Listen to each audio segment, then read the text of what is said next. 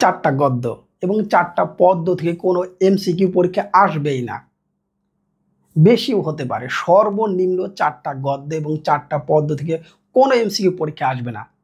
আমি জানি অনেক হয়তো বিলিভ করবে না, দেখাচ্ছি। দেখো, আমাদের গদ্য থেকে এমসিকিউ আসবে হচ্ছে কতটি? 12টি। টোটাল গদ্য হচ্ছে আমাদের 15টি, তার মানে 3টা শুরুতেই বাদ, হবে না।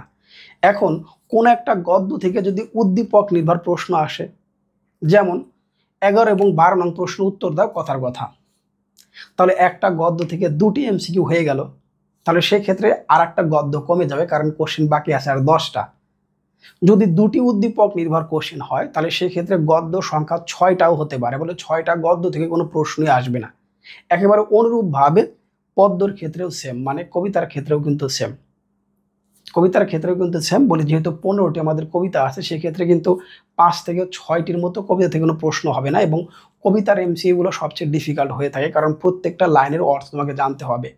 যদি বলা হয় এই অর্থটা কবিতার কোন লাইন দ্বারা প্রকাশ করা হচ্ছে, এই টাইপের কোশ্চেনগুলো বেশি কঠিন হয়। এই জন্য কবিতার মূল ভাবটা বারবার পড়ে নিতে হবে। নাটক এবং উপন্যাস তিনটা মোট হচ্ছে 6টা। এই টোটাল এমসিকিউ হচ্ছে 30 আউট অফ 30। তাহলে কি এমসিকিউ কমন পাবো না? আমি কি 30 আউট অফ 30 এমসিকিউ কমন পাবো? একদমই না। ডিরেক্ট কমন পাওয়ার সম্ভাবনা খুবই কম। মূলত বোর্ড কোশ্চেন রিপিট হয়ে থাকে একবার সরাসরি, যেটা বিগত বোর্ডে আসছে 30-র মধ্যে মাত্র 10 থেকে 12টি প্রশ্ন বিগত সালের বোর্ড কোশ্চেন থেকে ডিরেক্ট আসবে, 30টার মধ্যে বলে দিলাম। এর বেশি হওয়ার সম্ভাবনা খুবই কম। এখন সাপোজ ধরে নাও তোমাকে প্রশ্ন করা হলো সুভার পিতার নাম কি? বাণীকণ্ঠ। এই টাইপের কোশ্চেনগুলো তো কমন পড়ার দরকার নেই। অ্যাজ এ নর্মাল শিক্ষার্থী হিসেবে কিন্তু এটা পারা উচিত। এই টাইপের কিছু সহজ কোশ্চেন হতে পারে, আর অনেক ডিফিকাল্ট হতে পারে। যেহেতু বাংলাটা একবার প্রথম পরীক্ষা, এর জন্য 30 আউট অফ 30 আমার কমন পড়বেই, এই মেন্টালিটি নিয়ে পরীক্ষাটা যাওয়া ঠিক হবে না। তাহলে উপায়টা কি? উপায়টা হচ্ছে সিঙ্গেলভাবে প্রিপারেশন নেওয়া। কবিতা অংশে গুরুত্বটা বেশি দিতে হবে, গদ্য অংশে একটু কম। নাটক আর উপন্যাস অংশে বোর্ড কোশ্চেনগুলো বেশি পড়তে হবে, রিপিট হয়ে যাবে। ওই যে বললাম 10 থেকে 12টি কোশ্চেন রিপিট হবে, সেটা তোমরা পারবা, এর মধ্যেই কিন্তু থাকবে। চলো মূল ভিডিও দেখি।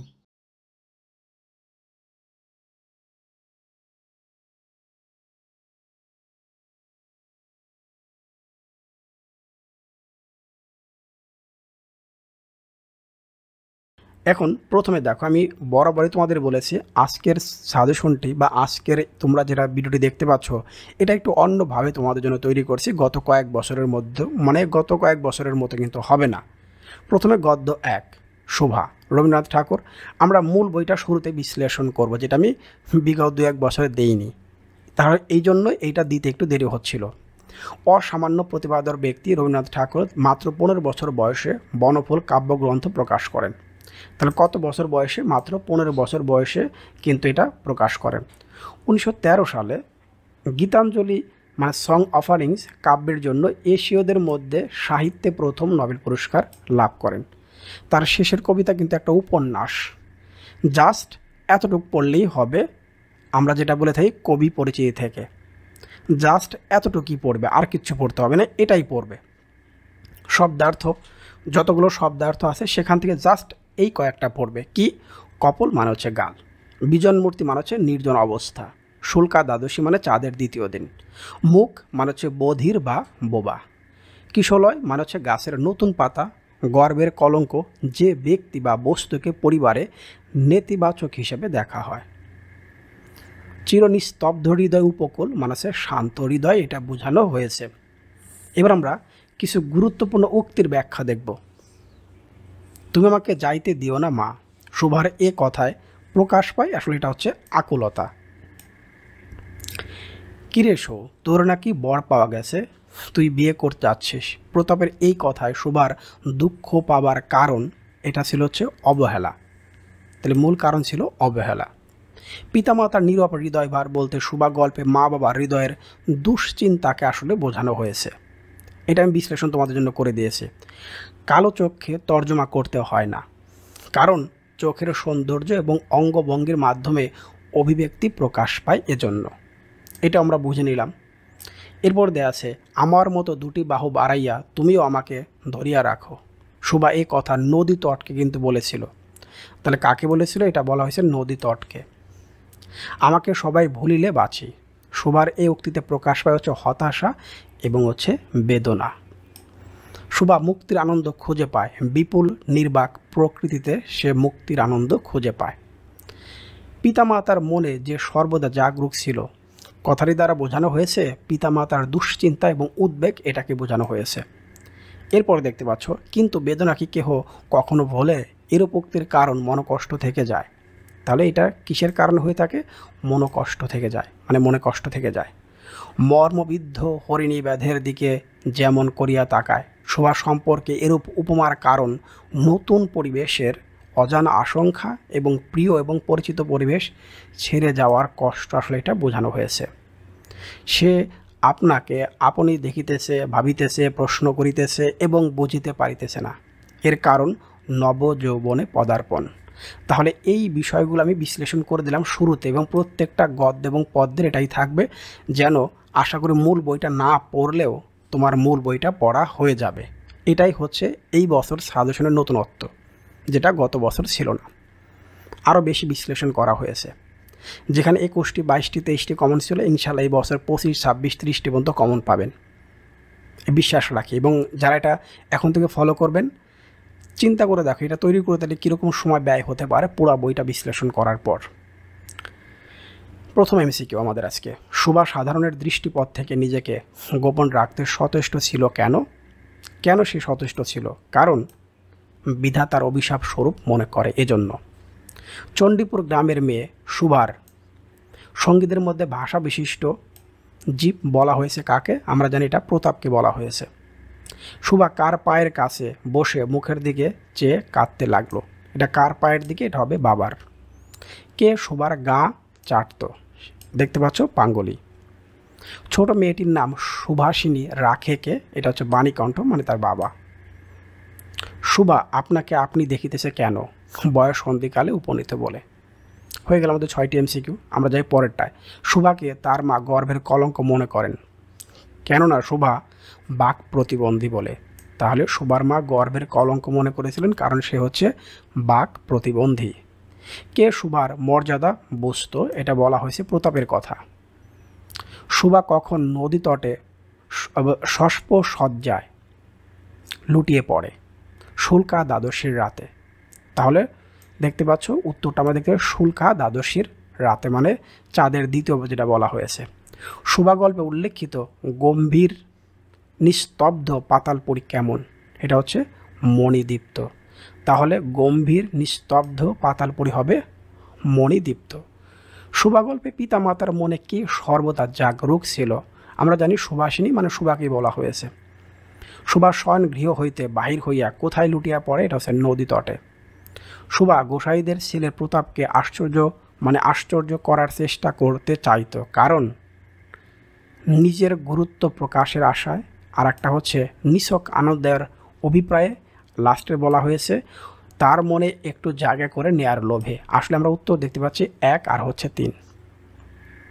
সুভা বিধাতার কাছে অলৌকিক ক্ষমতা প্রার্থনা করত, এর কারণ একটাই, প্রতাপের মনোযোগ আকর্ষণ করার জন্য। আমরা আবার পরের কোশ্চেন চলে যাব প্রিয় শিক্ষার্থী। ডাগর চোখ মেলে সুভা কার মুখের দিকে চেয়ে থাকতো? এটা হবে বিড়াল শাবকের দিকে। সুভা কার মতো শব্দহীন এবং সঙ্গীহীন? নির্জন দ্বীপ প্রহরের মতো সে হবে শব্দহীন এবং সঙ্গীহীন। সুভা গল্পে প্রতাপ সুভার মর্যাদা বুঝতো কেন? মাছ ধরার সময় নীরবে সঙ্গ দিত বলে। সুভা নিজেকে সবসময় গোপন রাখতে সচেষ্ট বা চেষ্টা করত, কারণ হীনমন্যতায় ভুগত, কেউ তাকে বুঝতে চাইতো না, এজন্য। সুভার চোখের ভাষা ছিল কেমন? অসীম উদার বা অতল স্পর্শ গভীর, যে কোনো একটা অপশন হিসেবে থাকতে পারে। বাণীকণ্ঠের পেছনে শত্রু লাগার কারণ কি? বাণীকণ্ঠের সচ্ছল অবস্থা এই একটা, কারো কাছে সম্পত্তি বিক্রি করবে না এ আর একটা, এবং 2 বেলায় তারা মাছ ভাত খায়। 1, 2, 3। সুভা বিধাতার অভিশাপ রূপে পিতার ঘরে জন্মগ্রহণ করেছে, এ কথা সুভা শিশুকাল থেকে জানে, মায়ের বিরক্ত হওয়া দেখে এবং সকলের দুশ্চিন্তা দেখে। এই ছিল আমাদের 21টি এমসিকিউ সুভা গল্প থেকে। আমরা এবার দ্বিতীয় গল্পে চলে আসি, মানে গদ্য 2, বই পড়া, প্রমোদ চৌধুরী। আমরা মূল বই বিশ্লেষণ করে প্রথমেই জানব কবি পরিচিতি, বাংলা সাহিত্যের নতুন গদ্য ধারা সৃষ্টি ও সম্পাদিত সবুজ বাংলা পত্রিকার মাধ্যমে চলিত ভাষারীতি প্রবর্তনে অগ্রণী ভূমিকা পালনকারী প্রমোদ চৌধুরীর ছদ্মনাম ছিল বীরবল। চারিয়ারি কথা, সনেট 50 এবং প্রবন্ধ সংগ্রহ তার উল্লেখযোগ্য গ্রন্থ। অনেকগুলো নাম ছিল, তার মধ্য থেকে এই 3টি দেওয়ার পিছনে কারণ আছে, কারণ এই 3টি ম্যাক্সিমাম টেস্ট পরীক্ষায় আসে, এই জন্য এখান থেকে দেয়া। শব্দার্থ, প্রথমটা খুবই ইম্পর্টেন্ট, সৃজনশীল কতে আসতে পারে এবং এমসিকিউ আকারে থাকতে পারে। ভারে ও ভবানী মানে হচ্ছে রিক্ত বা শূন্য। গতাসু, এটা অনেক পরীক্ষায় আসছে। মৃত, কাঠদানি মানে হচ্ছে বাহাদুরি। দাতা কর্ণ, মহাভারতের বিশিষ্ট চরিত্র মানে কুন্তিপত্র, দানের জন্য প্রবাদ তুল্য মানুষ এখানে আসলে বোঝানো হয়েছে। ইনফ্যান্টাইল, অপরিণত, তাহলে এটা হচ্ছে অপরিণত। আমরা কয়েকটা উক্তির ব্যাখ্যা দেখব। মনের দাবি রক্ষা না করলে মানুষের আত্মা বাঁচে না, এখানে মনের দাবি হলো আসলে সাহিত্যের আনন্দকে বোঝানো হয়েছে। আমাদের জাত মানুষ হবে বলতে সুশিক্ষিত হবে, এটাকে বোঝানো হয়েছে, এটা আসলে সুশিক্ষিত হবে। সেই গঙ্গাতে অবগাহন করেই আমরা আমাদের সকল পাপ মুক্ত হব বলতে মনের সংকীর্ণতা মুক্তি বোঝানো হয়েছে, এখানে মুক্তি হবে বোঝানো হয়েছে। আমাদের শিক্ষায় আমাদেরকে নির্জীব করেছে বলতে আমাদের শিক্ষা পদ্ধতি ত্রুটিপূর্ণ, এটাকে বোঝানো হয়েছে। আমাদের শিক্ষা পদ্ধতি যে ত্রুটিপূর্ণ, এটাকে কিন্তু বোঝানো হয়েছে। ডেমোক্রেসির গুরুরা বলতে ইংরেজদের বোঝানো হয়েছে, তাহলে ডেমোক্রেসির গুরুরা বলতে আসলে ইংরেজদের বোঝানো হয়েছে। দেহের মৃত্যুর রেজিস্ট্রারে রাখা হয়, আত্মার হয় না বলতে মানসিক স্বাস্থ্যের প্রতি উদাসীনতা বোঝানো হয়েছে। আত্মরক্ষা এবং অকর্তব্য নয় বলতে মনের চাহিদা পূরণ বোঝানো প্লাস এটা হয়েছে।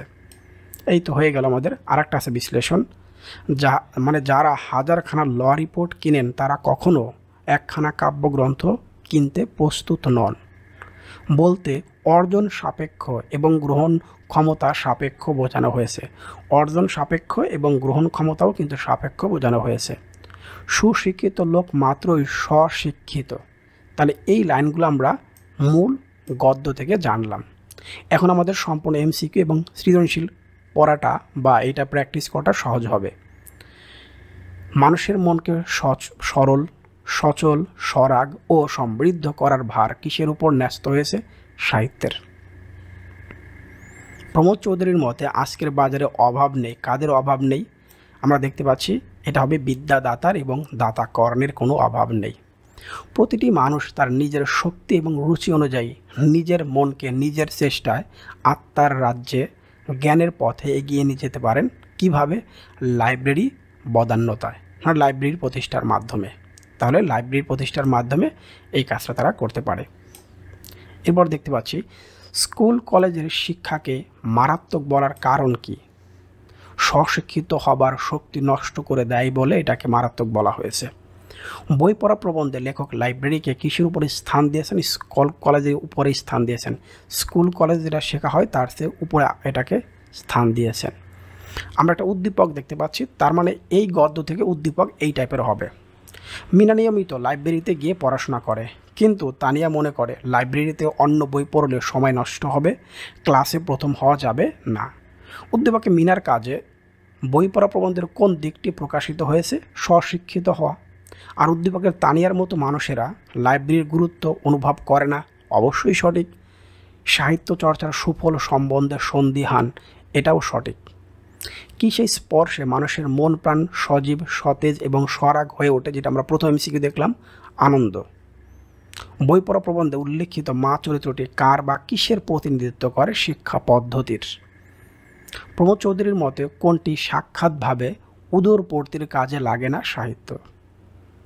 বই পড়া প্রবন্ধে বই পড়ার অভ্যাস বৃদ্ধি করার জন্য লেখকের পরামর্শ কী ছিল? বেশি বেশি লাইব্রেরি প্রতিষ্ঠা করা। আমাদের দেশে লাইব্রেরির সার্থকতা কিসের চাইতে কম নয়? হাসপাতালের চাইতে কম নয়। এরপরে দেখতে পাচ্ছি বই পড়া প্রবন্ধে প্রাবন্ধিক সমালোচনা করেছেন শিক্ষা ব্যবস্থার। বই পড়া প্রবন্ধে প্রমোদ চৌধুরীর মতে আমাদের নির্জীব করেছে কোনটি? শিক্ষা। শিক্ষা আমাদের নির্জীব আসলে করেছে। স্বশিক্ষিত এবং সুশিক্ষার অন্তরায় মানে বাধা কোনটা? জাতিকে সাহিত্য চর্চার আনন্দ থেকে বঞ্চিত করা, অবশ্যই এটা আনসার হবে। দুঃখ দারিদ্র সংকটপূর্ণ জীবন, পর্যাপ্ত লাইব্রেরি প্রতিষ্ঠা না করা। সাহিত্যের মধ্যে আমাদের জাত মানুষ হবে বলতে লেখক কি বুঝিয়েছেন? মানবিক চেতনা সৃষ্টি, এটা বুঝিয়েছেন। বই পড়া প্রবন্ধে লেখক লাইব্রেরিকে হাসপাতালের উপর স্থান দিয়েছেন। কেন? মানসিক সুস্থতার জন্য তিনি লাইব্রেরিকে হাসপাতালের উপর স্থান দিয়েছিলেন। বই পড়া প্রবন্ধ অনুসারে জাতির প্রাণে যথার্থ স্ফূর্তি লাভের উপায়টা কি? মনকে সজাগ এবং সরল রাখা, যেটা আমরা কয়েকটা এমসিকিউর মাধ্যমে জানলাম। আমাদের দেশে লাইব্রেরির সার্থকতা কিসের চাইতে কম নয়? হাসপাতালের চাইতে কম নয়।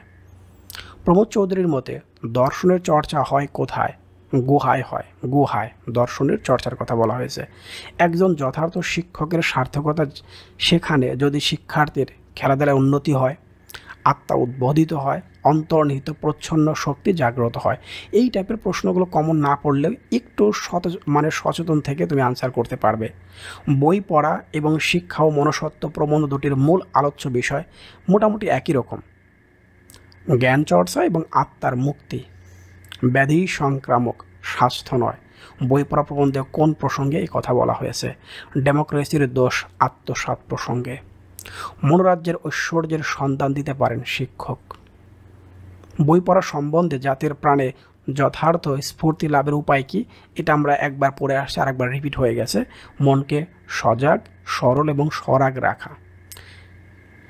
জাতির আত্মরক্ষার জন্য প্রয়োজন সাহিত্য চর্চা, স্বশিক্ষিত হওয়া, লাইব্রেরি প্রতিষ্ঠা করা। তিনটাই না দেখে অ্যান্সার করতে পারবো, তিনটাই হবে।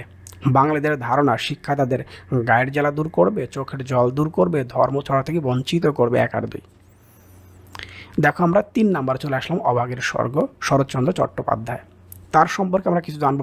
শুরুতে কি লিখেছে তার সম্পর্কে দেখি আমরা। বাংলা কথা সাহিত্যের দুর্লভ জনপ্রিয়তার অধিকারী শরৎচন্দ্র চট্টোপাধ্যায় ভাগ্যের সন্ধানে 1903 সালে বার্মা যান, মানে বর্তমান মায়ানমারে যান, এবং রেঙ্গুনে অ্যাকাউন্ট্যান্ট জেনারেলের অফিসে কেরানি পদে চাকরি করেন। কলকাতা বিশ্ববিদ্যালয়ে 1920 সালে জগত্তারিণী পদক এবং ঢাকা বিশ্ববিদ্যালয়ে 1936 সালে ডিলিট উপাধি লাভ করেন। পরিণীতা, শেষ প্রশ্ন, দেনা পাওনা, রামের সুমতি, পল্লী সমাজ, পথের দাবি তার উল্লেখযোগ্য গ্রন্থ। তাহলে শরৎচন্দ্র সম্পর্কে এতটুকু জানলেই তোমাদের হবে, এর বেশি জানার প্রয়োজন নেই। শব্দার্থ আমরা দেখব। অন্ত্যেষ্টিক্রিয়া মানে মৃত ব্যক্তির সৎকার বা শেষ অনুষ্ঠান। প্রসন্ন মুখ মানে হচ্ছে খুশি ভরা মুখ। দুলে মানে নিচু জাতের মানুষ বলে অভিহিত করা হয়। দুলে, তাহলে দুলে বলতে নিচু জাতের মানুষ বলে অভিহিত করা হয়েছে। ঘেটে করি মানে হচ্ছে কাঁটাযুক্ত শামুক জাতীয় প্রাণী। আমরা গুরুত্বপূর্ণ কিছু ব্যাখ্যা দেখব এখানে এসে। দেখো, দেখতেই পাচ্ছ গুরুত্বপূর্ণ ব্যাখ্যার মধ্যে শুরুতে আছে আয়তকে রূপকথার, মানে এক কথা হচ্ছে রূপকথার বলি বলতে সন্তানকে সান্ত্বনা দেয়া বোঝানো হয়েছে। রূপকথার কথা বলে এক কথাই হবে এরকম। ওরে কে আসিস রে, এখানে একটু গোবর জল ছড়িয়ে দে বলতে প্রচলিত রীতিনীতিকে বোঝানো হয়েছে। তোর হাতের আগুন যদি পাই বাবা, বামুন মার মতো আমিও স্বর্গে যেতে পারবো বলতে ধর্ম বিশ্বাসকে আসলে বোঝানো হয়েছে এই লাইনগুলো দ্বারা। দুলে, দুলের মরার কাঠ কি হবে শুনি বলতে অবজ্ঞা বোঝানো হয়েছে। আসলে এটা বলতে অবজ্ঞা বোঝানো হয়েছে। সব ব্যাটারি এখন বামুন কায়েত হতে চায় বলতে উপহাস বা বিদ্রুপ বোঝানো হয়েছে। বলিস না মা বলিস নে, আমার বড্ড ভয় লাগে বলতে মৃত্যুর কথা শোনাকে বোঝানো হয়েছে। সে যেন, আবার দেখো তোমার প্রত্যেকটা লাইন কিন্তু খুবই ইম্পর্ট্যান্ট। সে যেন একটা উৎসব বাঁধিয়া গেল বলতে সব যাত্রাকে বোঝানো হয়েছে। পারে বেটাকে গলা ধাক্কা দিয়ে বের করে দিত বলতে তাচ্ছিল্য বোঝানো হয়েছে। তাচ্ছিল্য। আমরা পরের এমসিকে চলে আসলাম। অভাগীর স্বরগল্পে গতিশীল চরিত্র কোনটি? কাঙালি। অধর রায় বলছে গাছের দাম কয় টাকা আনতে বলে? 5 টাকা। অভাগীর স্বরগল্পে কুটির প্রাঙ্গণে কি গাছ আছে? বেল গাছ আছে। ক্যাংলার মার মতো সতী লক্ষ্মী আর দুলে পাড়ায় নেই উক্তিটি কার? এটা হচ্ছে বিন্দির মার। বিন্দির মা এই উক্তিটা করেছিল। দারোয়ানটা কাঙালির গায়ে হাত দিল না কিসের ভয়ে? অশৌচের ভয়ে। অশৌচের ভয়ে। কাঙালিকে গলা ধাক্কা দিল পাড়ে, তাহলে কাঙালিকে গলা ধাক্কা দিয়েছে কে? পাড়ে। গল্পে মা কাঙালিকে কার কাছ থেকে আলতা আনতে বলেছিল? এটা হচ্ছে নাপতে বৌদির কাছ থেকে। তাহলে আলতা আনার কথা বলেছিল নাপতে বৌদির কাছ থেকে। দুলের মরার কাঠ কি হবে শুনি উক্তিটিতে অধর রায়ের কোন মনোভাব প্রকাশ পেয়েছে? এটা আমরা শুরুতেই দেখে আসছি, এটা অবজ্ঞা। তাহলে অবজ্ঞা কিন্তু হচ্ছে। দাও বাবা দাও একটু পায়ের ধুলো, এ কথা বলতে মানে বলেছিলেন বিন্দির পিসি বলেছিলেন। দাও বাবা দাও একটু পায়ের ধুলো, এ কথা কে বলেছিলেন? বিন্দির পিসি বলেছিলেন। শীত তাপ ক্ষুধা তৃষ্ণার জ্বালা সবই আমরা সমান বুঝি। চরণ দুটির বক্তব্য অভাগী স্বরগল্পের কোন দিকটির বিপরীত? শ্রেণী বৈষম্যর কথা এখানে বলা হয়নি। অভাগী স্বরগল্পে ঠাকুরদাস মুখুজ্জের স্ত্রী কতদিনের জ্বরে মারা গিয়েছিল? 7 দিনের। তাহলে মুখুজ্জের স্ত্রী মারা গিয়েছিল 7 দিনের জ্বরে মারা গিয়েছিল। আরেকটি প্রাণীর দূরে থাকিয়া এই দলের সঙ্গী হইল। এখানে অভাগী প্রাণী বলে উল্লেখ করার কারণ ছোট জাত বলে অবজ্ঞার পাত্র, নারী বলে অবহেলিত, এই জন্য। নেক্সট, রসিক বেল গাছটি কাটতে গেলে দারণ বাধা দেওয়ার কারণ? বেল গাছটির মালিক জমিদার গোমস্তার অনুমতি দেয়নি। এখানে নেয়নি বা দেয়নি, গোমস্তার অনুমতি নেয়নি, এজন্য এই দুটি কারণেই মূলত বেলগাছটা কাটার ক্ষেত্রে বাধা দেওয়া হয়েছিল। অভাগী স্বরগল্পে উপস্থাপিত তাৎপর্য সমস্ত বাদের নির্মম রূপ, হতদরিদ্র মানুষের দুঃখ কষ্ট যন্ত্রণা। এখানে 1 আর 2কে উত্তর হিসেবে নেওয়া হয়েছে। সমস্ত বাদের নির্মম রূপ এবং হতদরিদ্র মানুষের দুঃখ কষ্ট যন্ত্রণা। রসিকের হতবুদ্ধির মতো দাঁড়ানোর কারণ, মানে রসিকের হতবুদ্ধির মতো দাঁড়ানোর কারণটা কী ছিল? 1, তাকে কেউ বলা হয়েছে তাকে কেউ এত ভালোবাসে না তা জেনে, এবং সর্বশেষ কেউ তার পায়ের ধুলো চাইতে পারে তা শুনে। 1 আর হচ্ছে 3, তাকে কেউ এত ভালোবাসে তা জেনে, কেউ তার পায়ের ধুলো চাইতে পারে তা শুনে। পরের কোশ্চেনটা, তাহলে এই অধ্যায় থেকে এই টাইপের উদ্দীপক হবে। মহেশের জন্য খড় ধার চাইতে গিয়ে গফুর এক সময় তর্করত্নের 5 হতে চায়। তর্করত্ন তীরবৎ 2 হাত পিছাইয়া গিয়া বলিয়াছিল, আমর ছুঁয়ে ফেলবি নাকি? উদ্দীপকে ফুটে ওঠা ভাবটি নিচের কোন রচনায় বিদ্যমান? আমরা বুঝতেই পারতেছি এটা অভাগীর স্বর্গই হবে, যেহেতু অভাগীর স্বর্গ নিয়ে আমরা এতক্ষণ পড়াশোনা করতেছি। ফুটে ওঠা ভাবটি হলো শ্রেণী বৈষম্য। তোর বাবাকে একবার ধরে আনবি কথাটিতে অভাগীর কোন অভিব্যক্তির ব্যক্ত হয়েছে? সম্মান। সামন্তবাদের নির্মম চিত্র ফুটে উঠেছে কোন রচনায়? অভাগীর স্বর্গ। মা মরেছে তো যা নিচে নেমে দাঁড়া উক্তিতে কি প্রকাশিত হয়েছে? শ্রেণী বৈষম্য তো 100%, নিচু জাতের প্রাণী ঘৃণা এবং হচ্ছে দরিদ্রের প্রতি অবহেলা। 3টাকে আমরা উত্তর হিসেবে নিব। এরপর গদ্য নম্বর 4, পল্লী সাহিত্য, মোহাম্মদ শহীদুল্লাহ। আমরা মূল বই বিশ্লেষণ করব। বিভিন্ন কলেজে বিশ্ববিদ্যালয়ে সুদীর্ঘ 30 বছর বাংলা ভাষা এবং সাহিত্যে অধ্যাপনা ও অধ্যক্ষ হিসাবে নিয়োজিত মোহাম্মদ শহীদুল্লাহ প্রাচীন ভাষা এবং সাহিত্য সম্পর্কে দুরূহ এবং জটিল সমস্যার যুক্তিপূর্ণ ব্যাখ্যা এবং বিশ্লেষণে অসামান্য পাণ্ডিত্যের পরিচয় দিয়েছেন। শিশু পত্রিকা আঙুর এবং বাংলাদেশের আঞ্চলিক ভাষার অভিধান তার কালজয়ী সম্পাদনা। তাহলে মোহাম্মদ শহীদুল্লাহ সম্পর্কে তোমাকে এতটুকু জানলেই হবে। লাস্টের লাইনটা অবশ্যই মনে রাখবা, শিশু পত্রিকা আঙুর এবং বাংলাদেশের আঞ্চলিক ভাষার অভিধান তার কালজয়ী সম্পাদনা। আমরা কয়েকটা শব্দার্থ দেখতে পারি। শব্দার্থ বহু দর্শন, খুবই ইম্পর্টেন্ট, প্রচুর দেখা এবং শোনার মাধ্যমে অর্জিত অভিজ্ঞতা। তাহলে এখন দেখতে পাচ্ছ অত্যাচারিত শ্রমজীবী দুঃখী মানুষের সাহিত্য, খুবই ইম্পর্টেন্ট কিন্তু এটা বরাবরই বলছি। খনা, প্রাচীন ভারতের প্রখ্যাত নারী জ্যোতিষী হচ্ছে খনা। মনসুর বয়াতি, তাহলে মনসুর বয়াতির কথা বলা হয়েছে, দেয়ানা মদিনার লোকগাথার প্রখ্যাত কবি। ময়মনসিংহ গীতিকায় অন্তর্ভুক্ত লোকগাথা দেওয়ানা মদিনার নায়িকা ছিলেন হচ্ছে মদিনা বিবি। রোমারোলা, কালজয়ী ফরাসি সাহিত্যিক ও দার্শনিক রোমারোলা যা ক্রিস্তফ উপন্যাসের জন্য 1915 সালে সাহিত্যে নোবেল পুরস্কার পান। তাহলে শব্দার্থ থেকে তোমাকে এতটুকুই শিখতে হবে, যেটা আমি বারবার বলতাম শব্দার্থ পড়ে আসবে, মূল ভাবটা পড়ে আসবে, এখন আর সেটা প্রয়োজন নেই, এখন তুমি এখান থেকেই সব পাচ্ছ। পল্লী সাহিত্য সম্পদের মধ্যে কোনটি অমূল্য রত্নবিশেষ? পল্লীগান। আধুনিক শিক্ষার কর্মনাশা স্রোতে বিস্মৃতির অতল গর্ভে তলিয়ে যাচ্ছে কোনটি? উপকথা। তাতে কত প্রেম, কত আনন্দ, কত সৌন্দর্য, কত তত্ত্বজ্ঞান অতপ্রতভাবে জড়িয়ে আছে। কিসে সেটা? সেটা হবে পল্লী গানে। তাহলে সেটা হবে পল্লী গানে। পল্লী সাহিত্যে অনাদৃত হয়ে ধ্বংসের পথে দাঁড়িয়েছে এর মূল কারণ? সময় এবং রুচির পরিবর্তন। দিনের মেঘে ধান, রাতের মেঘে বান কথাটির সাথে সাদৃশ্যপূর্ণ পল্লী সাহিত্য প্রবন্ধের কোন উপাদান? খনার বচন। ফোকলোর কথাটির উদ্ভাবককে? এটা হচ্ছে উইলিয়াম থমস। আউল বাউল লালনের দেশে মাইকেল জ্যাকসন আইলোরে। আমার স্বাদের দোতারা কান্দেরে। এই চরণের বাবার্থে পল্লী সাহিত্য প্রবন্ধের লেখক কোন অনুভূতি প্রকাশ পেয়েছে? এটা হবে উদ্বিগ্নতা, অবশ্যই উদ্বিগ্নতা, এটার কথা বলা হয়েছে। 1848 সালে লন্ডনে গঠিত ফোকলোর সোসাইটির কাজ কি? লোকশিল্প ও এবং গান, খেলাধুলার উপাদান সংগ্রহ এবং প্রচার করাই ছিল ফোকলোর সোসাইটির আসলে কাজ। সরস প্রাণের জীবন্ত উৎস গুণগুলো ছড়া এবং হচ্ছে গান। এরা হচ্ছে সরস প্রাণের জীবন্ত উৎস। জাতির পুরনো ইতিহাস অনেক গোপন কথা খুঁজে পাওয়া যায় নিচের কোন বাক্যে? পিরেও বসে পিরেওর খবর, এটা প্রবাদ বাক্য। তাহলে জাতির পুরনো ইতিহাসের অনেক গোপন কথা খুঁজে পাওয়া যায় এই প্রবাদ বাক্যটি থেকে। মন মাঝি তোর বৈঠানেরা আমি আর বাইতে পারলাম না, এইটা কোন ধরনের? ভাটিয়ালি গান। ধরি মাছ নাচুই পানি, এই কথাটির সাথে সাদৃশ্যপূর্ণ লাইন কোনটি? সাপও মরবে লাঠিও বাঁচবে। তাহলে সাপও মরবে লাঠিও বাঁচবে। পল্লী সাহিত্য প্রবন্ধে খোকাখুকির ছড়াকে সরস প্রাণের জীবন্ত উৎস বলা হয়েছে কেন? মন থেকে উৎসারিত হওয়ায়। ভুয়ো দর্শনের পরিপক্ক ফল কোথায় সঞ্চিত হয়ে আছে? ডাক এবং খনার বচনে। কলা রুয়ে না কেটো পাত, তাতেই কাপড় তাতেই ভাত, এটা আসলে কি? এটা হচ্ছে খনার বচন, এটা হবে খনার বচন। আচ্ছা, পরে যেটা দেওয়া আছে প্রিয় শিক্ষার্থী, যে সাহিত্যের একক মালিকানা নেই সেটি কোন সাহিত্য? এটা হবে পল্লী সাহিত্য। নৃতত্ত্বের মূল্যবান উপকরণ কোনটি? উপকথা। নৃতত্ত্বের মূল্যবান উপকরণ হচ্ছে উপকথা।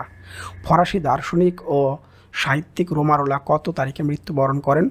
একটা মৃত্যু তারিখ তোমরা জানলে, 30শে ডিসেম্বর 1939। কৃষিতাত্ত্বিক এবং উপদেশমূলক কোনটি? সেটা হবে খনার বচন। কোনটি ময়মনসিংহ গীতিকার পালা? কমলার দিঘি, দেওয়ানা মদিনার পালা, আলিবাবা এবং 40 দস্যু বলা হয়েছে 1 আর 2, কমলার দিঘি আর দেওয়ানা মদিনার পালা। নেক্সট আমরা 5 নাম্বার গদ্যে চলে আসলাম। মাটির ভেপু, বিভূতিভূষণ বন্দ্যোপাধ্যায়, তার সম্পর্কে আমরা খুব বেশি এখানে শিখতে হবে না। দেখো পথের পাঁচালী, ইসামতি বিভূতিভূষণ বন্দ্যোপাধ্যায় এর উল্লেখযোগ্য উপন্যাস। পরীক্ষায় থাকতে হবে পথের পাঁচালী কি? এটা হলো উপন্যাস।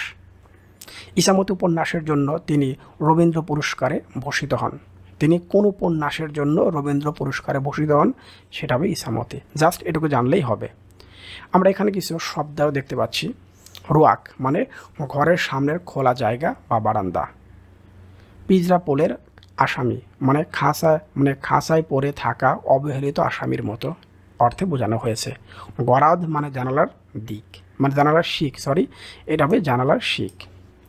গুরুত্বপূর্ণ কিছু অর্থ আমরা জেনে নেব। ওতে খেলো হয়ে যেতে হয় বলতে ব্যক্তিত্ব হালকা হয়ে যায় বোঝানো হয়েছে। মা ঘাট থেকে আসেনি তো বলতে ভীরুতা সতর্কতা বোঝানো হয়েছে। আজকাল চাষাদের ঘরে লক্ষ্মী বাঁধা বলতে আক্ষেপ বোঝানো হয়েছে। তোমার মতো আবার গল্প করে বেড়ানোর স্বভাব বলতে অবিশ্বাস্য বা অবিশ্বাস বোঝানো হয়েছে। এটা হচ্ছে অবিশ্বাসকে বোঝানো হয়েছে। পিজরাপুরের আসামির ন্যায় কোনটি? এটা হচ্ছে কাঠের ঘোড়া। তাহলে পিজরাপুরের আসামিটা হবে কাঠের ঘোড়া। নিচের কোন চরিত্রটি পল্লী মায়ের শাশ্বত রূপ হয়ে উঠেছে? এটা হবে সর্বজয়া। সর্বজয়া কোন মাসের রোদে জ্বর আসার কথা বলেছে? চৈত্র মাসের। অপুকে ডাকার সময় দুর্গার কণ্ঠস্বর ছিল সতর্কতা। এটা খুবই ইম্পর্টেন্ট, একটা এমসিকিউ, অনেকবার পরীক্ষায় আসছে সতর্কতা। উদ্দীপক পেয়েছি এখানে, তার মানে এখান থেকে উদ্দীপক নির্ভর প্রশ্ন হবে। ফুলের গন্ধে ঘুম আসে না একলা জেগে রই, মাগো আমার কোলের কাছে কাজলা দিদি কই। উদ্দীপকে ও প্রকাশিত ভাব মাটির ভেপু গল্পের কোন দিকটি ইঙ্গিত করেছে? ভাই বোনের সম্পর্ককে ইঙ্গিত করা হয়েছে এই উদ্দীপকের সাহায্যে। উদ্দীপকের মাটির ভেপু গল্পের যে দিকগুলো অনুপস্থিত, দারিদ্র্যের চিত্র এখানে নাই, কুসংস্কার এখানে নাই। মাটির ভেপু গল্পের টোল খাওয়া ভেপু বাসিটির দাম ছিল 4 পয়সা। 10 ঘরায় বসবাসের সিদ্ধান্তে হরিহর কার সঙ্গে পরামর্শ করতে চেয়েছিলেন? আমরা সেটা দেখতে পাচ্ছি মজুমদার মহাশয়ের।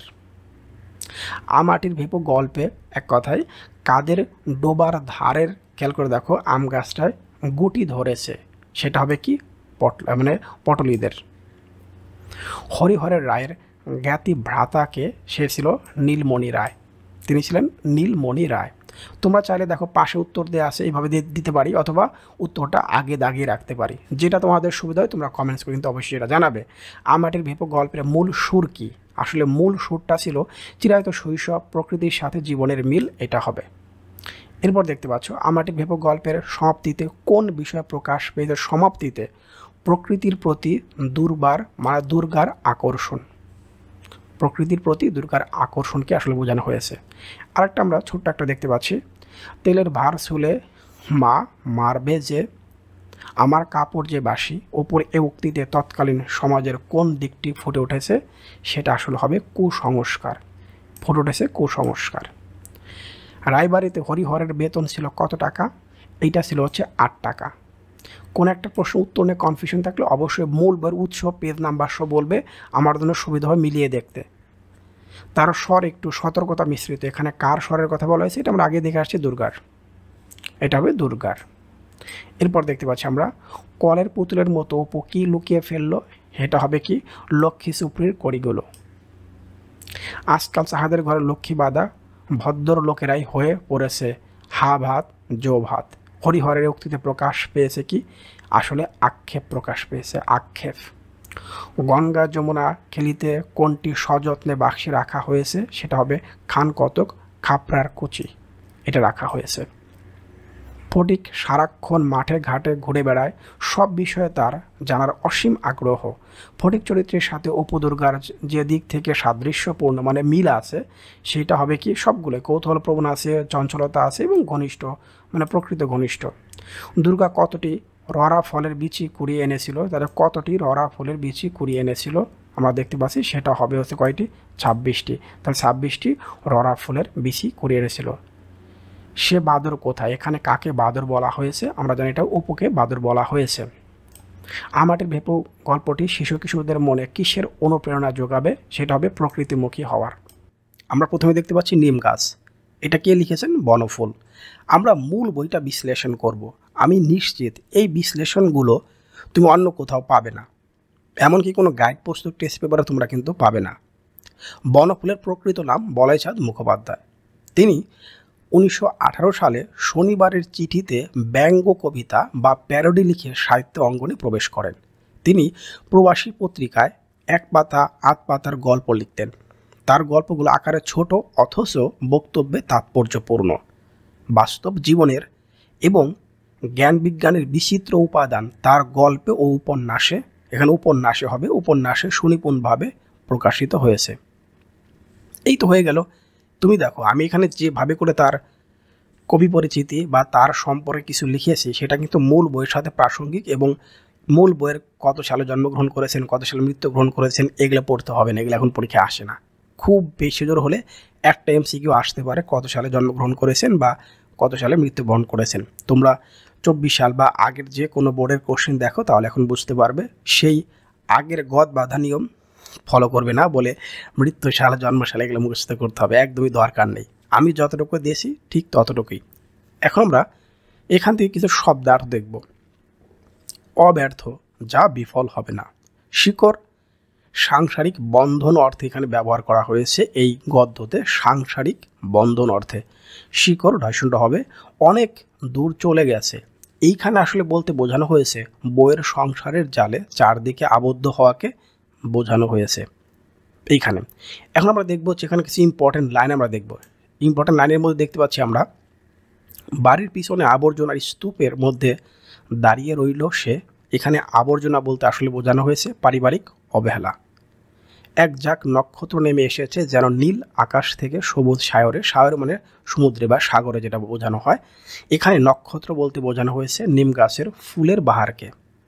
গৃহকর্ম নিপুণা লক্ষ্মী বউটির ঠিক এক দশা, খুবই ইম্পর্টেন্ট একটা লাইন এই গদ্যের জন্য।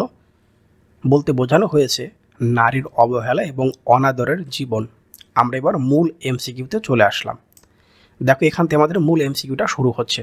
প্রথমে আমরা দেখতে পাচ্ছি প্রধান শিক্ষক বললেন তোমাদের বাড়ির আঙিনায় তুলসী অ্যালোভেরা গাছ লাগাবে, কারণ এগুলো ঔষধি গাছ। প্রধান শিক্ষকের বক্তব্যে নিম গাছ গল্পের কার প্রতিনিধিত্ব করে? এটা আমরা জানি বিজ্ঞদের। হয়ে গেল আমাদের একটা এমসিকিউ। আমরা চলে আসলাম 2 নাম্বার এমসিকিউতে। নিম গাছ গল্পে ম্যাজিক বাক্য কোনটি? এখানে ম্যাজিক বাক্য আসলে হচ্ছে এইটা, আমরা জানি এইটা হচ্ছে আমাদের ম্যাজিক বাক্য, মানে সবচেয়ে গুরুত্বপূর্ণ একটা লাইন। গৃহকর্ম নিপুণা লক্ষ্মী বউটির ঠিক এক দশা। ডেফিনেটলি কোন একটা বোর্ড এটা সরাসরি দিবে। উপলব্ধির চেতনায় বা জীবনধারায়, তাহলে আমরা উত্তর পেলাম উপলব্ধির চেতনায় বা জীবনধারায়। কোন একটা উত্তর পত্রে কনফিউশন থাকলে অবশ্যই তোমরা গঠনমূলক সমালোচনা করবে এবং নিচে অবশ্যই কমেন্টস করবে। মূল বইয়ের তোমরা রেফারেন্স দিলে আমি খুশি হব, বলে হ্যাঁ এত নাম্বার পেজে এটার উত্তর এইভাবে দেওয়া আছে, আমি খুবই খুশি হব। তোমাদের সহযোগিতা আমি কামনা করি। যা হোক, নিম গাছের দিকে মুগ্ধ দৃষ্টিতে কে চেয়ে রইল? এটা হবে কবি। তাহলে দেখতে পাচ্ছি এটা হচ্ছে কবি তাকিয়ে রইল। ওদের বাড়ির গৃহকর্ম নিপুণা লক্ষ্মী বউটির ঠিক এক দশা। দেখো 3 বার পড়ে ফেলাম একটা লাইন। এখানে অবহেলিত যত্নাকাঙ্ক্ষী এই দুটোই হচ্ছে, তাহলে আমাদের উত্তর দেখতে পাচ্ছি আমরা এখানে দেখতে পাচ্ছ অবহেলিত, এই অংশটা আমাদের বেশি করে বলা হয়েছে। 2 নাম্বারটা উত্তর মনে হতে পারে বলে যত্নাকাঙ্ক্ষী, এটা উত্তর হিসাবে কিন্তু নেওয়া যেতে পারে। যা হোক, দেখতে পাচ্ছি এখানে যেহেতু ক, তার মানে উত্তর 1 আর 2 না দিয়ে শুধু 1 দেওয়া হয়েছে। তোমরা সঠিক উত্তরটা একবার চেক করে নিতে পারো, যেহেতু বোর্ড কোশ্চেন।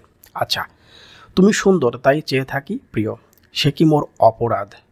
উদ্দীপকের বাভার্থ নিম গাছ গল্পের কোন চরিত্রের প্রকাশ পেয়েছে? এটা হবে হচ্ছে কবির। উক্ত সাদৃশ্যের কারণ কি?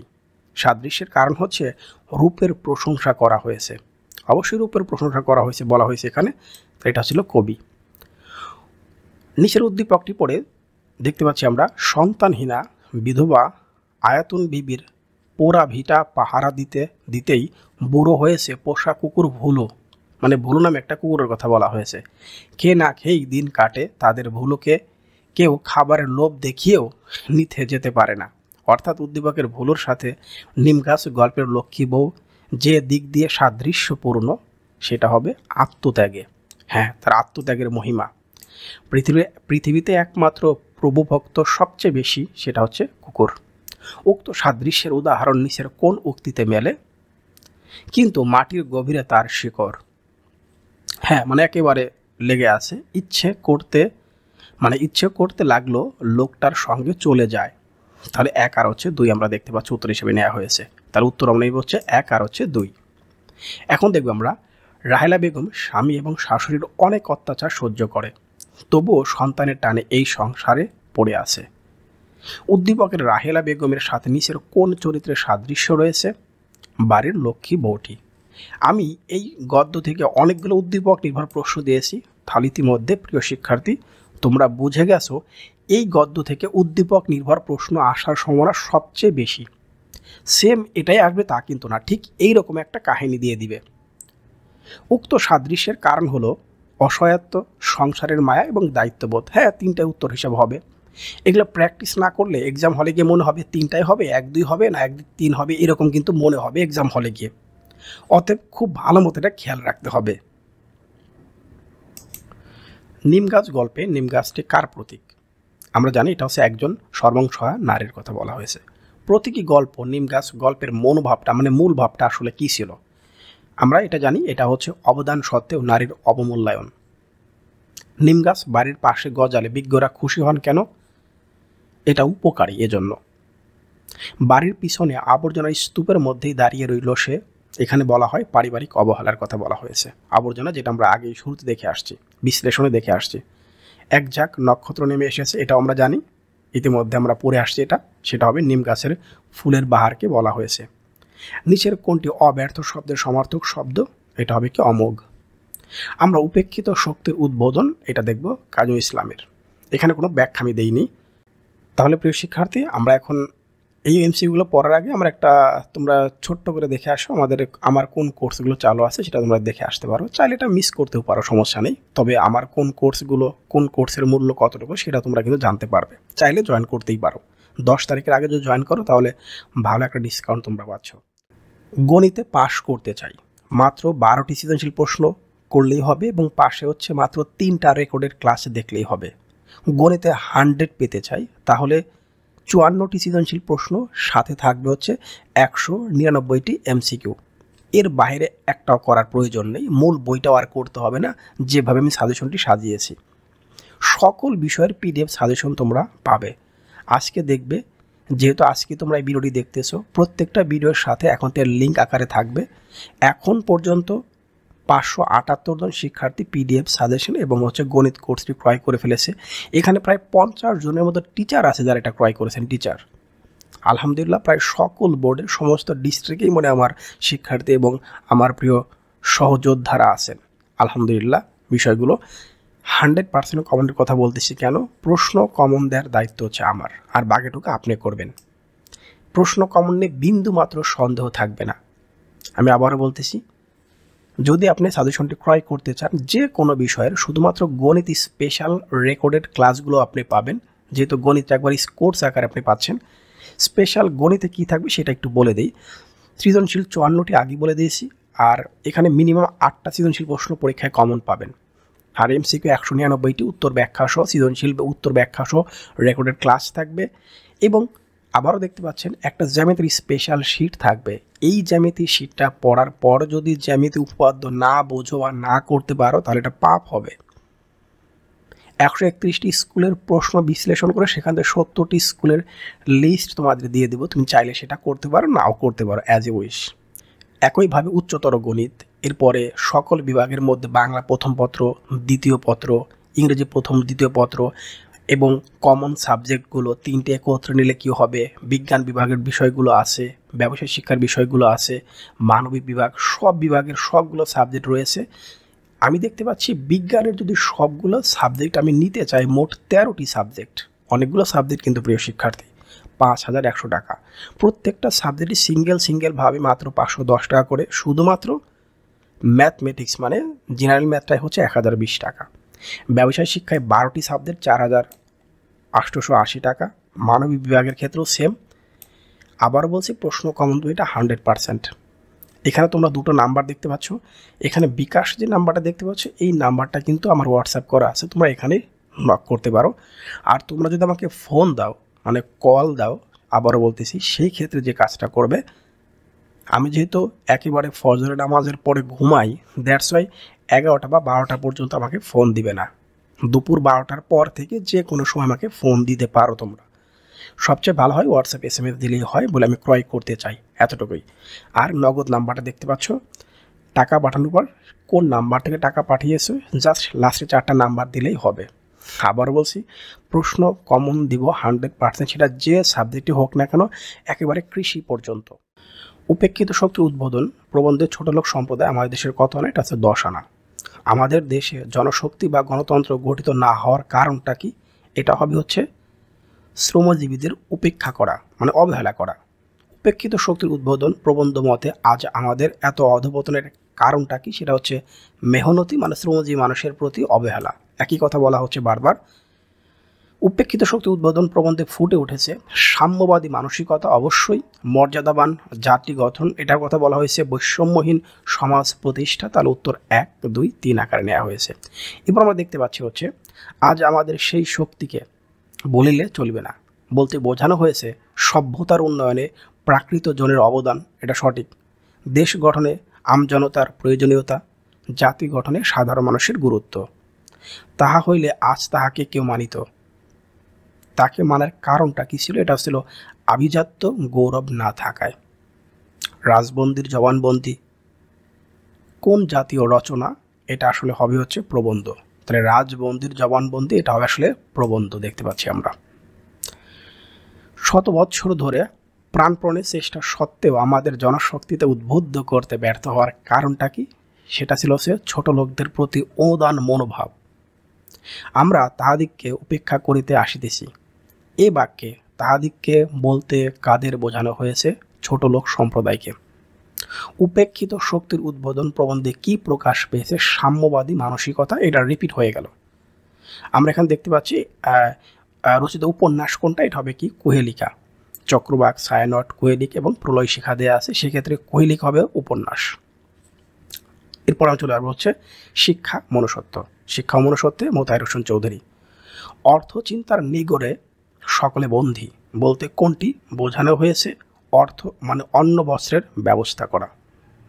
শিক্ষা ও মনুষ্যত্ব প্রবন্ধের নিচ থেকে ঠেলা বলতে বোঝানো হয়েছে সুশৃঙ্খল সমাজ ব্যবস্থা নিশ্চিত করা। অশিক্ষিত দরিদ্র মানুষ সবসময় জীবন চিন্তার নিগ্রে বন্দী থাকে। এখানে জীবন চিন্তা কথাটির সাথে শিক্ষা ও মনুষ্যত্ব প্রবন্ধের কোন কথাটির মিল রয়েছে? অর্থচিন্তা, যেটা আমরা শুরুতেই দেখলাম। শিক্ষার আসল কাজ হচ্ছে মূল্যবোধ সৃষ্টি। হরিদাস মণ্ডল সামান্য বেতনের কর্মচারী। অফিসে উপরে উপার্জনের সুযোগ থাকলেও তিনি তা করেন না। অফিস শেষে টিউশনি করে বাড়তি উপার্জন করেন।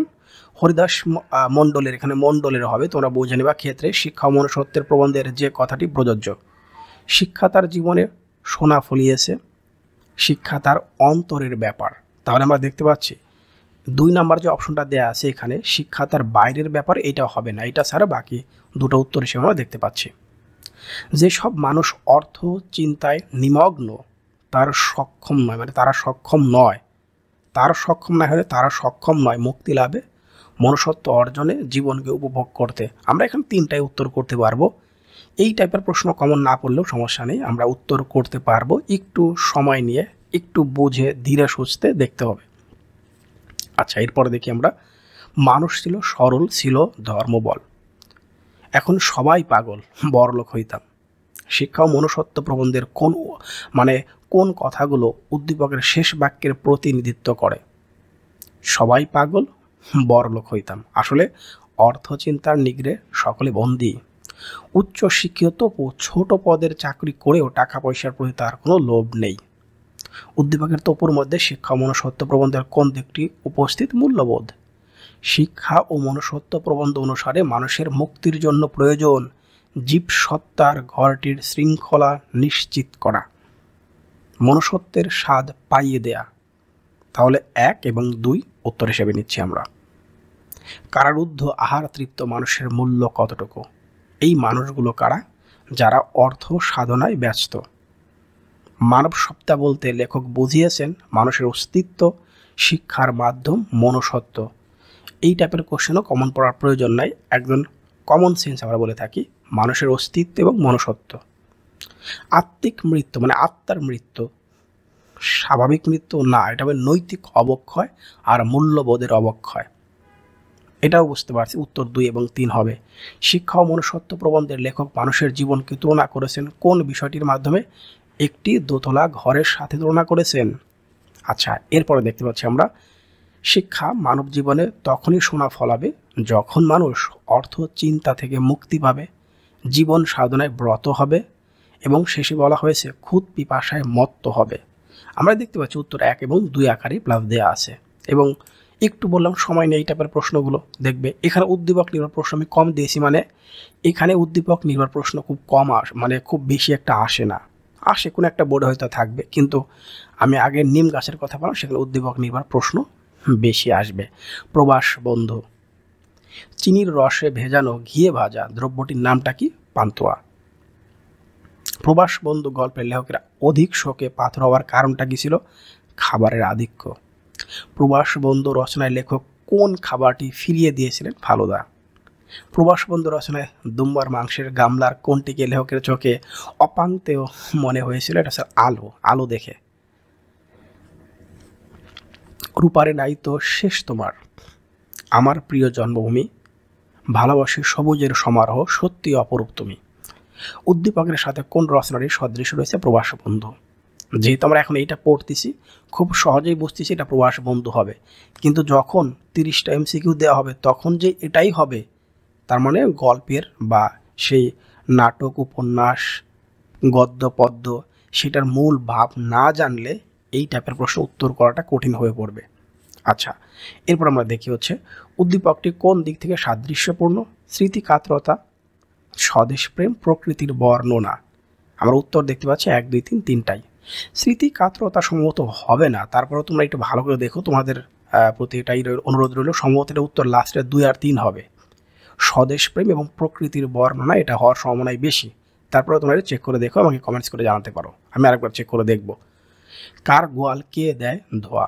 প্রবাস বন্ধুর মাঝে লেখক কি দেখে এ কথা বলেছিলেন? আন্তরিকতার বাড়াবাড়ি দেখে। কোনটি আফগানিস্তানের একটা সংস্কার? এটা হবে গুরুভক্তি। হরফন মৌলা কি? এটা হচ্ছে সকল কাজে কাজী। এবারে তুমি গিয়ে ভালো করে খাও, প্রবাস বন্ধু ভ্রমণ কাহিনীর এই বক্তব্যে লেখকের কোন ভাব ফুটে উঠেছে? প্রবাস বন্ধু যে একটা ভ্রমণ কাহিনী, এটা নতুন করে আর এমসিকিউ বানানোর প্রয়োজন নাই, এই এমসিকিউর মাধ্যমেই তুমি বুঝতে পারলে। বিরক্তি, লেখক আব্দুর রহমানের ঠোঁট দুটো দেখতে পাননি কারণ আব্দুর রহমান আফগান সংস্কার মানে। প্রবাস বন্ধু ভ্রমণ কাহিনী আবার বলা হয়েছে, লেখক শীতকালটা পানশিরে কাটাতে চান কেন? নিজের প্রাণ বাঁচাবার জন্য। চলে মুসাফির কোন জাতীয় রচনা? এটা একটা ভ্রমণ কাহিনী। প্রবাস বন্ধু গল্পে আব্দুর রহমান চরিত্রটি কেমন? আবেগী, প্রকৃতিপ্রেমী, সরল মনা এবং দেশপ্রেমিক। গোয়ার বা বদ মেজাজে এটা হবে না। ভরসা পেলুম, ভয়ও হলো, এ লেখকের এ বাক্যে প্রকাশ পেয়েছে শঙ্কা, আশঙ্কা, শান্তি। ভয় পেলুম, ভয়ও হলো, দেখো ভরসা পেলুম যেহেতু বলা হয়েছে। এবার আসি মমতাদি। মমতাদির নিঃসংকোচ আবেদন বলতে কোন আবেদনকে বোঝানো হয়েছে? সংকোচহীন। দৈন্য যদি আসে আসুক, লজ্জা কি বা তাহে, মাথা উঁচু রাখিস, এ কথার প্রতিফলন দেখা যায় কোন চরিত্রের মাধ্যমে? এই দেখো বললাম, বলে আমি যদি একটা গল্প, গদ্য, নাটক, উপন্যাস যাই বলি না কেন, পদ্য যেটাই হোক না কেন, এই টাইপের প্রশ্ন আসলে যদি সেই গদ্য পদ্যের মূল ভাবটা আমি না জানি, তাহলে কাঙালির মা, সুভার মা, সর্বং জয়ানা, মমতা দিয়ে কার কথা বলা হচ্ছে এটা বুঝতে তখন পরীক্ষা হলে হিমশিম খেতে হবে। কারণ এক্সাম হলে যখন বসছো তখন একটা মাথায় চিন্তা থাকে। মমতাদি হয়তো বেতন আশা করেছিলেন 12 টাকা, মাইনে 15 টাকা শুনে মমতাদের দু চোখ জল এলো কেন? কৃতজ্ঞতায়, কারণ সে প্রত্যাশার চেয়ে প্রাপ্তিটা বেশি। এখন দেখি, সে যেন মায়াময়ী মানবী। মমতাদের সম্পর্কে লেখকের এ মন্তব্যের কারণ হলো মমতাদির মৌনতা, লৌকিকতা তো তার মধ্যে ছিলই না, তাহলে উত্তর বুঝতেই পারছি 1 আর 3 হবে। মা যদি বলতেন খোকা উঠে আয়, তবে পরদিন থেকে সে আর আসতো না। মমতাদির না আসার কারণ হতে পারে চক্ষু লজ্জা, শুধু এইটা ছাড়া দেখতে পাচ্ছি অপমানিত বোধ করা, আত্মসম্মান বোধ। দেখে মনে হয় 3টাই হবে, আসলে অপমানিত বোধ করা এবং আত্মসম্মান বোধ থেকে। আমরা একটা উদ্দীপক দেখতে পাচ্ছি, তার মানে উদ্দীপক নির্ভর প্রশ্ন এই অধ্যায়, মানে অর্থাৎ এই গদ্য থেকে হওয়ার সম্ভাবনা বেশি। নোরা মনে করে ক্ষুদ্র কোণে অবস্থান করে সংসার করাই নারীর একমাত্র কাজ নয়, সে চায় বৃহত্তর সমাজ জীবনের মধ্যে আত্মমর্যাদা সমুন্নত রেখে আত্মপ্রতিষ্ঠা লাভ করতে। উদ্দীপকের নোরার মানসিকতা তোমার পঠিত কোন গল্পে দেখা যায়? এটা মমতাদি। আমার গা ঘেঁষে বসে পড়লো, কে বসে পড়লো? এটা হবে মমতাদি।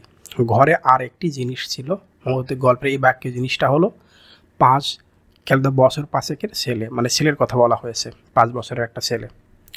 মমতাদি গল্পে মমতাদি তার স্বামীর কল্পিত চাকরির সংবাদে লেখককে কি খাওয়াতে চেয়েছিলেন? সন্দেশ। মমতাদির গল্পে ছেলেটির বাড়ির সকলে মমতাদির প্রতি খুশি হলেন কেন? তার শৃঙ্খলা দেখে। তাহলে তার শৃঙ্খলা দেখে খুশি হলো সবাই, এটা খুব ইম্পর্ট্যান্ট একটা এমসিকিউ। এরপরে সে চমক ও লালিমার বার্তা বোধ হয় মার হৃদয়ে পৌঁছলো। এখানে যা প্রকাশ করা হয়েছে তা হলো সহানুভূতি। এরকম ছোট ছোট লাইন, যে কোনো লাইন কিন্তু আসতে পারে। বাংলা প্রথম পত্রে এমসিকিউ কমন পাওয়া খুবই ডিফিকাল্ট। অন্য সবগুলো সাবজেক্টে আমার এমসিকিউ 300+ হয়নি বলা যায়, কিন্তু এখানে অনেক বেশি। আচ্ছা, এবার আসি পহেলা বৈশাখ নিয়ে। আমাদের পহেলা বৈশাখ, কবির চৌধুরী। বাংলা নববর্ষ উৎসব আজ আমাদের জাতীয় চৈতন্যের ধারক। এখানে চৈতন্যের ধারক বলতে কি বোঝানো হয়েছে? সাম্প্রদায়িক সম্প্রীতি। এই গদ্যটা সম্পর্কে অনেক কথাই বলা যেত, কিন্তু আসলে বলতে চাচ্ছি না। অনেক শিক্ষার্থী হয়তো মন খারাপও করতে পারো, এটাকে আসলে আমি গদ্য হিসেবে ধরতেই পারি না। আমার কাছে এই গদ্যটা পড়তে একান্তই প্রয়োজন মনে করি না। তারপরেও এখন তোমাদের যেহেতু পাঠ্য বইয়ে যেহেতু আছে, যদিও 25 সালের যারা নতুন বই পাবে ক্লাস 10-এ গিয়ে, তারা এটা আর পাবে না, বাদ দিয়ে দেবে। বাদ দেওয়াটাই স্বাভাবিক। এখানে অনেকগুলো কথাই আছে সাংঘর্ষিক, যে কথাগুলোর সাথে অনেকে একমত হবে না। যা হোক, আসি ইংরেজ বেনিয়া শক্তির বিরুদ্ধে লড়াই করার জন্য সিরাজউদ্দৌলা হিন্দু মুসলমানকে যে ডাক দিয়েছিলেন তাতে ফুটে উঠেছে অসাম্প্রদায়িকতা। এদেশের মানুষের চিত্তে কখন স্বাদেশিকতা এবং জাতীয়তাবাদী চেতনার প্রতিফলন ঘটেছিল 19বিংশ শতাব্দীর শেষার্ধে বলা হয়েছে। হিন্দু, মুসলিম, বৌদ্ধ, খ্রিস্টান দেশমাতা এক সকলের। উদ্ধৃতাংশের পয়লা বৈশাখ প্রবন্ধের যে দিকটি প্রতিফলিত হয়েছে, এখানে প্রশ্ন বলা হয়েছে অসাম্প্রদায়িক চেতনা এবং ধর্মনিরপেক্ষ চেতনা। আচ্ছা, এরপর আমরা দেখি হচ্ছে পরে যেটা আছে, উক্ত প্রতিফলিত দিকটির সাথে নিচের কোন বাক্যটির সাদৃশ্য রয়েছে? পয়লা বৈশাখ একটি সার্বজনীন উৎসব। এটা তো এখানে বলার আসলে প্রয়োজন নেই, প্রত্যেকটা ধর্মেই তাদের কথা বলা সেটা বলা হয়েছে। সাম্প্রদায়িকের কথা প্রত্যেকটা, অসাম্প্রদায়িক যেটা ধর্মনিরপেক্ষের কথা প্রত্যেকটা ধর্মেই প্লাস এটা বলা হয়েছে, বাড়াবাড়ির কথা কেউ বলা হয় নাই। আমাকে পয়লা বৈশাখ পড়ে বোঝার প্রয়োজন নাই। আচ্ছা, তারপরে পৃথিবীর সব দেশে নববর্ষ উদযাপনে কোনটিকে মৌলিক ঐক্য লক্ষ্য করা যায়? পুনর্জীবনের ধারণায়। আমি আগেই বললাম এই গদ্যটা পড়তে গেলে কিছুটা সাংঘর্ষিক প্লাস এটা মনে হবে। পয়লা বৈশাখ প্রবন্ধের আলোকে আইনি একবারই কত বছর আগে রচিত হয়েছিল? 350 বছর। হালকা মিঠাই বিতরণ কোন অনুষ্ঠানের গুরুত্বপূর্ণ অংশ? নববর্ষ। রাখি বন্ধন উৎসব কখন পালিত হয়? শ্রাবণ পূর্ণিমায়। প্রাচীনকাল থেকে বাংলা নববর্ষ উদযাপনের ধারণা তৈরি হয় ফসল উৎপাদনের সঙ্গে সামঞ্জস্য রক্ষা করে। বাংলা নববর্ষের সাথে কথা বলা হয়। লেখকের মতে বাঙালির শ্রেষ্ঠ উৎসব কোনটি? বলছে বাংলা নববর্ষ। যদি পৃথিবীর শ্রেষ্ঠ কোনো মিথ্যা বলা হয় তার মধ্যে এটা একটা অন্যতম। ধর্ম যার যার উৎসব সবার, এটাও পৃথিবীর শ্রেষ্ঠ একটা মিথ্যা কথার উদ্ধৃতাংশ বলা হয়। পয়লা বৈশাখ প্রবন্ধে উদ্ধৃত দিকটি হলো বাঙালি জাতীয়তা। আমাকে পয়লা বৈশাখ পালন করে বাংলা জাতীয়তা বোধ দেখাতে হবে, তাহলে তো মুক্তিযুদ্ধের খবরগুলো বাদ দিতে হবে, সবগুলো বাদ দিতে হবে। অনেক ক্ষেত্রেই বললাম বলে সাংঘর্ষিক কিছু বিষয়গুলো থাকে। আচ্ছা, পয়লা বৈশাখ প্রবন্ধটি তাৎপর্যপূর্ণ অসাম্প্রদায়িক ভাবনায়। আচ্ছা, যাক, হাসি পাই মাঝে মাঝে। এই যার একটা আছে এটা বাদ দেওয়া হয়েছে। এখানে অনেকগুলো কথা আছে যে বিষয়গুলো হয়তো জানি না, প্লাস কি হয়েছে সামনের দিনগুলোতে যেহেতু এটা প্রতিষ্ঠান এটা নাই, কেন নাই অনেক বিষয়গুলো জানে, মানে এই গদ্যটা কেন সামনে আমরা পাবো না।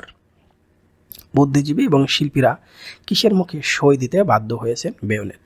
মানে এটা চেঞ্জ করা হয়েছে, একেবারে সঠিক তথ্য প্লাস সবগুলো তুলে ধরা হয়েছে, ব্যাপারটা এরকম না। 71 দিনগুলোর রচনায় আজিজ মোটরসের মালিক গুলি করতে করতে পালাচ্ছিলেন কেন? পরাজয় আসন্ন বুঝতে পেরে। জাহানারা ইমাম রুমির জন্য পাকিস্তানি বাহিনীর নিকট মার্সি পিটিশন করেননি কেন? রুমির আত্মমর্যাদা রক্ষার কারণে। মেদিনী বিদার কেউ পশি লুকাও এ বক্তব্যের সঙ্গে তোমার পঠিত কোন রচনার মিল রয়েছে? দেখো, ছোট্ট একটা লাইন, এটার সাথে বলা হচ্ছে কোন গদ্যের সাথে বা কোন রচনার সাথে মিল রয়েছে, এটা খুঁজে বের করা, পরীক্ষা হলে বুঝতে পারা। খুব ভালো শিক্ষার্থী না হলে প্রত্যেকটা গদ্যপদ্য সম্পর্কে মূল ভাবনা না জানা থাকলে বের করাটা খুব ডিফিকাল্ট। আচ্ছা, আমরা একটা উদ্দীপক দেখতে পাচ্ছি, এখান থেকে উদ্দীপক নির্ভর প্রশ্ন আসতে পারে, তবে মনে হয় চলতি বছরে এই অধ্যায়তে প্রশ্ন খুব কম দিবে, না আসার সম্ভাবনা সবচেয়ে বেশি 25 সালের পরীক্ষার্থীরা। তামিম সাহেব বিশ্ববিদ্যালয়ের একজন অধ্যক্ষ, কবিতা চর্চা তার নেশা, রাজনীতি না করলেও শেষ পর্যন্ত তিনি মুক্তিযুদ্ধে যোগ দিয়েছিলেন। তামিম 71 দিনগুলো রচনা যাদের প্রতিনিধিত্ব করে? শিল্পী, বুদ্ধিজীবীদের। প্রতিনিধিত্বকারী চরিত্রে ফুটে ওঠে আমরা দেখতে পাচ্ছি জাতীয়তাবোধ, স্বাধিকার চেতনা, দেশাত্মবোধ। 1, 2, 3 উত্তর হিসেবে নেওয়া হয়েছে। আচ্ছা, এরপরে দেখতে পাচ্ছি লেখিকার বেডসাইড টেবিলে কালিদানিতে কি ফুলের কলি রাখা ছিল? এটা ছিল বনি প্রিন্স। নির্দিষ্ট এবং ক্ষুদ্র পরিসরে এখানে হচ্ছে বর্ণাত্মক রচনায় কি বলা হয়? এটা কথিকা। 1971 সালের 16 ডিসেম্বর কী বার ছিল? বৃহস্পতিবার। এটা ইম্পর্টেন্ট, পরীক্ষায় আসে, এটা খুব ইম্পর্টেন্ট একটা এমসিকিউ, তোমরা ভালো মতো দেখবে। মিথ্যা প্রচার বোঝাতে 71 দিনগুলি প্রবন্ধে কোন শব্দটি ব্যবহার করা হয়েছে? গোয়েবলস। 71 দিনগুলির রচনায় লেখিকার মনে পাষাণ ভার, কারণ কি? সারা দেশে অশান্তি বিরাজ করছে, এজন্যই। ফ্লাইট লেফটেন্যান্ট মতিউর রহমানের কথা 71 দিনগুলির রচনায় কত তারিখের চিঠিতে উল্লেখ করা হয়েছে? 11 অক্টোবর। সাহিত্যের এবার রূপ আর রীতি, হায়াত মাহমুদ। সাহিত্যের চিরন্তন উদ্দেশ্য কি? সৌন্দর্য সৃষ্টি। আসলে সাহিত্যের প্রধান লক্ষণটা কি? সৃজনশীলতা। আচ্ছা, এরপরে প্রধান লক্ষণ এবং চিরন্তন উদ্দেশ্য একটু বুঝে নিবা তোমরা, একই কথা কিন্তু মনে হবে, কিন্তু উত্তর ভিন্ন। কোন শ্রেণীর নাটক দর্শক হৃদয়ে ভয় এবং করুণা প্রশমিত করে করুণ রসের আবেদন সৃষ্টি করে বা আনন্দ সৃষ্টি করে? ট্র্যাজেডি। আমরা এখন এটা দেখতেই পছন্দ করি। আমাদের মধ্যে এখন আরেকটা ভাব চলে আসে, কি? থ্রিলার ভাব। থ্রিলার যে কোনো কিছু আমাদেরকে এখন ভালো লাগে, টান টান উত্তেজনা থাকবে। সাহিত্যের কোন শাখা সর্বাধিক পঠিত? উপন্যাস। ও থ্রিলার বিষয়গুলো আমার কাছে পছন্দ নেই, এই জন্য তোমাদের একটু বললাম আর কি, অনেকের ভালো নাও লাগতে পারে। উপন্যাসে উপস্থিত কাহিনীকে কি বলা হয়? এটা হচ্ছে আখ্যান ভাগ। ওকে, পরে মহাকাব্যের মূল লক্ষ্যটা কি? এটা হবে গল্প বলা। মহাকাব্যের মূল লক্ষ্য হচ্ছে গল্প বলা, এখানে বলা হয়েছে। নাটকের সচরাচর কয়টি অংশে বিভক্ত করা হয়। এখানে 5টির কথা বলা হয়েছে। আমি আগেই বললাম উত্তরপত্র নিয়ে কনফিউশন থাকলে অবশ্যই মূল বই রেফারেন্স দিয়ে আমাকে মন্তব্য করবে, তোমরা কমেন্টস করবে। আর ভিডিওতে লাইক দিতে ভুলবে না। দেখো তুমি এখনও এই ভিডিওতে লাইক করো নি, আমি 92 নাম্বার মধ্যে এমসিকিউ চলে আসছি। নেক্সট পরের কোশ্চেন চাইলে কমেন্টসে করতে পারো। আর আমার এফবি পেজ যেটা দেওয়া আছে, তোমরা যেখানে এফবি পেজটা যদি দেখে থাকো অবশ্যই পেজটা ফলো দিয়ে রাখবে। আর আমার এফবি ইউটিউব চ্যানেল যেটা দেখতেছো তোমার RS মেথড বা SSC HSC BD সাবস্ক্রাইব করে রাখতে পারো পরবর্তী সাজেশন পাওয়ার জন্য। কাহিনীর বিষয়বস্তু এবং পরিণতির দিক থেকে বিচার করলে নাটক প্রধানত হবে 3 প্রকার। ইংরেজি ভাষায় ছোট গল্পের জনক হিসেবে বিবেচনা করা হয় কাকে? এটা হচ্ছে এডগার অ্যালান পো। সাহিত্যের কোন শাখার সঙ্গে রঙ্গমঞ্চ বিষয়টি জড়িত? নাটক। সাহিত্যের শাখাগুলোর মধ্যে সর্বকনিষ্ঠ কোনটি? এটা হচ্ছে ছোট গল্প। নাটকের চরিত্রগুলো কিসের ভেতর দিয়ে মুখর হয়? এটা হচ্ছে সংলাপ দিয়ে। বাংলা সাহিত্যের সর্বাপেক্ষা প্রাচীন শাখা কোনটি? কাব্য বা কবিতা। আচ্ছা, এরপরে দেখব আমরা হচ্ছে বিশ্ব সাহিত্যে কোনটি সর্বাপেক্ষা প্রাচীন? এটা হবে নাটক। মহাকাব্যের মূল লক্ষ্যটা কী ছিল? গল্প বলা, যেটা রিপিট হয়ে গেল। বাংলা নাট্য সাহিত্যের যুগস্রষ্টাকে? এটা হচ্ছে দীনবন্ধু মিত্র। আমরা সর্বশেষ চলে আসলাম নিয়তি। তাহলে আমরা চলে আসলাম একবার শেষের দিকে। নিয়তি হুমায়ুন আহমেদ। 3 ভাই বোন কোথায় বসে রোদ মাখে? এটা হচ্ছে মন্দিরের চাতালে। হুমায়ুন আহমেদ নির্মিত চলচ্চিত্র কোনটি? আগুনের পরশমণি। আমার অনেকবার দেখা, খুবই ভালো লাগে এটা দেখতে। এটা দেখলে মনে হয় মানে যুদ্ধের আসলে ফিল করা যায়। আগুনের পরশমণি এই মুভিটি তোমরা চাইলে একবার দেখে নিতে পারো, ইউটিউবে কিন্তু এটা মানে ফ্রিতেই আমরা দেখতে পারি। অবশ্যই খুব ভালো একটা, এবং এটা দেখে কেন যেন মনে হয় হ্যাঁ যুদ্ধ মানে চারদিকে হচ্ছে, এরকম টান টান উত্তেজনা কিছুটা মনে হয়। নিচের আর কোনো আবার যে ওরা 11 জন, এটা দেখেছিলাম ওরা 11 জন এবং আগুনের পরশমণি। আমার দেখা মুক্তিযুদ্ধ নিয়ে কোনো যদি মুভি থাকে এই দুটি আমার কাছে ভালো লেগেছে এখন পর্যন্ত। অন্য অনেক মুক্তিযুদ্ধ নিয়েই বাংলাদেশি মুভি হয়েছে কিন্তু আমার খুব একটা পছন্দ হয়নি, বাট এই দুটি মুভি আমার কাছে ভালো লেগেছিল। স্পেশালি আগুনের পরশমণি বেশি ভালো লেগেছিল। নিচের কোন বৈশিষ্ট্যটি নিয়তি গল্পের বেঙ্গল টাইগারের নয়? এটা হবে অল্প বয়স, মজবুত শরীর। নিয়তি গল্পের লেখকের কোন সময়ের স্মৃতি উঠে এসেছে? এটা হচ্ছে শৈশব। ওকে, শৈশবের কথা বলা হলো। নিয়তি গল্পের মহারাজার কি দেখে মুগ্ধ হতে হয়? এটা হচ্ছে রুচি। নিয়তি গল্প থেকে আমরা যা শিখতে পারি: প্রাণীর প্রতি সংবেদনশীলতা, কুকুর প্রভক্ত প্রাণী, প্রকৃতির সবাই পরস্পর নির্ভরশীল। নিয়তি গল্পের উল্লেখিত কোন জ্বর নিয়মিত আসে? এটা হচ্ছে ম্যালেরিয়া। তাহলে ম্যালেরিয়া জ্বরটা নিয়মিত আসে। নিয়তি গল্পের লেখক আনন্দ এবং আতঙ্কে শিউরে উঠতেন বনের বিচিত্র শব্দ শুনে। নিয়তি গল্পে মহারাজার বাড়ি কি দেখে তার রুচির পরিচয় মেলে? বিচিত্র বইয়ের সমাহার, অনেক রকমের বই আছে তার। তথ্যক, এটা হচ্ছে শব্দের অর্থ হচ্ছে এক ধরনের বিষধর সাপ। এক ধরনের বিষধর সাপ বলা হয়েছে। টিকটিকির মতোই প্লাসারে দেখতে কিছুটা, কিন্তু তক্ষক মানে হচ্ছে এটা টিকটিকি হবে বা এক ধরনের বিষধর সাপের কথা বলা হয়েছে, কিন্তু তক্ষক নামে যে বিক্রি হয় বিভিন্ন ইতে দেখি আমরা, সেখানে দেখি টিকটিকির মতো দেখতে একটা প্রাণী। নিয়তি গল্পে মহারাজার বাড়িতে ছাপাখানার ব্যবস্থা করেছিলেন কেন? দাওয়াতের পাত্র মানে পত্র ছাপাতে গিয়ে, দাওয়াতের পত্র ছাপাতে। ম্যালেরিয়ার প্রতিষেধক হিসেবে লেখক কি খাচ্ছিলেন? কুইনাইন। তাহলে ম্যালেরিয়ার প্রতিষেধক হিসেবে লেখক খাচ্ছিলেন হচ্ছে কুইনাইন। সর্বশেষ এমসিকিউ আমাদের, নিয়তি গল্পে নিয়তির নির্মম রূপ লক্ষ্য করা যায় কুকুরের করুণ মৃত্যুতে, লেখকের বাবার মনোকষ্টে, আর হচ্ছে মহারাজার দেশ ত্যাগের কথা বলা হয়েছে, দেশত্যাগে